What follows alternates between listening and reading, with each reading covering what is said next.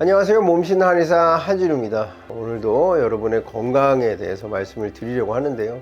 저희 채널 구독자 대부분이 5, 60대 중년 이후의 분들이 거의 대다수입니다.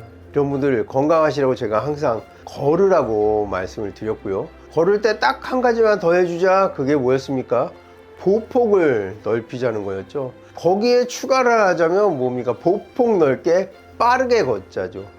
거기서 또 추가를 하자면 언덕으로 오르자는 거였죠. 뭐 맨발로 할 수도 있고 신발을 신고 할 수도 있고 하여튼 어떻게든 많이 걸으시라는 게 이제 권장 사항이었는데요. 걷기만으로는 좀 부족하지 않은가 하시는 분들을 위해서 오늘 말씀을 드리겠습니다. 오늘의 주제는 바로 슬로우 조깅입니다. 조깅이라는 게 뭐 어원이 그렇죠. 말들이 깡총깡총 뛰는 것을 이제 조깅이라고 했다고 하죠. 조깅이 우리나라에서 어떤 인상적으로 등장했고 그 이후로 조깅 열풍이 불었던 장면이 뭐였냐면 미국의 대통령이 한국에 와서 며칠을 머무는데 그 미군 부대에서 막 아침에 달리기를 하는 이게 뭐냐 조깅이다 이렇게 해서 이제 우리나라에 조깅이라는 것이 이제 뭐 다른 뭐 여러 가지 이슈들이 있었지만 저에게는 굉장히 인상 깊은 일이었죠. 80년대, 70년대군요. 70년대 카터 대통령이 국내에서 막 이렇게 조깅하는 모습. 그런데 이제 조깅이 건강하고 젊은 사람들처럼 막 빠르게 달려야만 운동 효과가 있는 것이 아니라는 이야기가 나와서 오늘 슬로우 조깅에 대해서 말씀드릴 예정이니까요. 영상 끝까지 봐주시고요. 좋아요 한번 눌러주시면 큰 도움이 되겠습니다. 달리기 그러면 항상 그렇게 빠르게 뛰고 막 숨이 톡톡 차고 땀 많이 흘리고 격렬하게 달려야만 운동 효과가 있는 줄로 그동안 알고 있었는데요. 천천히 달려도 빠르게 달리는 거에 못지않은 운동 효과가 있을 뿐 아니라 오히려 더 큰 효과가 있을 수 있다는 어떤 연구 결과가 나와서 오늘 소개를 드립니다. 이 슬로우 조깅 지금 러닝 크루가 전국에 진짜 들불이 일어나듯이 큰 선풍적인 인기죠. 20명 30명씩 모여서 달리기를 같이 하는 건데요. 공교롭게도 이런 현상이 십수년 전에 일본에 있었더라고요. 제가 몇 년 전에 도쿄에 갔을 때 이제 도쿄 성 천황이 사는 그 성 주변에 이제 관광을 갔는데 그날 일요일이었어요. 정말 수십 명의 그룹이 수십 개의 그룹으로 나뉘어서 달리기를 하는 거예요. 달리기를 하는데 이제 러닝센터라는 게 있어서 거기에 내가 입고 온 옷을 맡겨놓고 운동복, 운동화로 환복한 후에 러닝을 즐기고 다시 거기 오면 샤워를 하고 내가 입고 온 옷을 입고 집에 갈 수 있도록 해주는 그런 러닝센터도. 근데 이게 최근에 보니까 우리 광화문에도 그런 시설이 생겼더라고요. 지금 러닝이 큰 인기를 끌고 있습니다. 그런데 빨리 달리지 않아도 종종 걸음처럼 느리게 뛰어도, 느리게 뛴다는 말이 참 역설적이기도 한데요. 우리가 평소에 걷는 속도, 그러니까 우리가 평소에 보통 걸음으로 걸으면 시속 4km 정도, 그러니까 1시간 걸으면 4km, 우리가 옛날 심리라고 했죠. 심리. 4km 정도를 가는데 4km에서 6km 정도 거의 걷는 것과 같은 속도로 빠르게 해주는 것. 속도는 느리되 발놀림을 빠르게 해주는 슬로우 조깅에 대해서 오늘 말씀을 드리려고 합니다.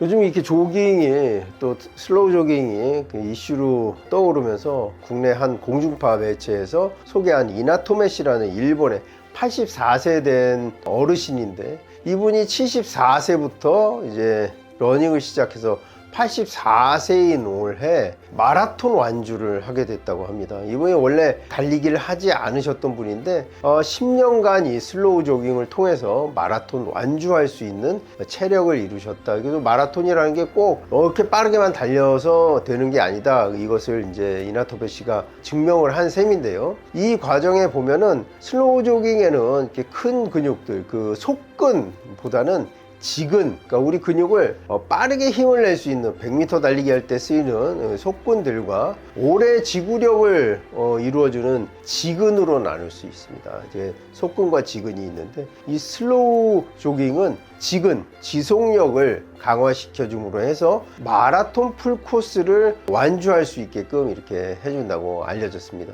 이 슬로우 조깅을 통해서 지근을 발달시키면 이 지근에서는 근육의 피로 물질인 젖산이 누적되지 않아서 근육의 피로가 없기 때문에 마라톤 완주를 가능케 했다는 것이 그 원인 분석이었습니다. 일설에 의하면은요, 일황이 심장 수술을 받고 나서 이제 슬로우 조깅을 한 덕에 건강을 되찾았다는 이런 이야기로 인해서 러닝 붐이 불었다, 이런 이야기도 있는데요. 어찌됐건 우리 채널을 보시는 중년 이후에 있으신 분들은 고지혈증이나 비만, 당뇨와 같은 대사증후군을 앓으실 수가 있는데요. 이때 슬로우 조깅을 통해서 체중 조절이 되면 고지혈증, 경계성 당뇨, 고혈압, 대사질환을 극복해내실 수가 있는 것입니다. 근데 이 운동이 격렬하지가 않기 때문에 특히 연세 드신 분들은 달리기를 하면 무릎 관절이라든지 족저근막이라든지 이런데 염증이 생길 가능성이 있는데요.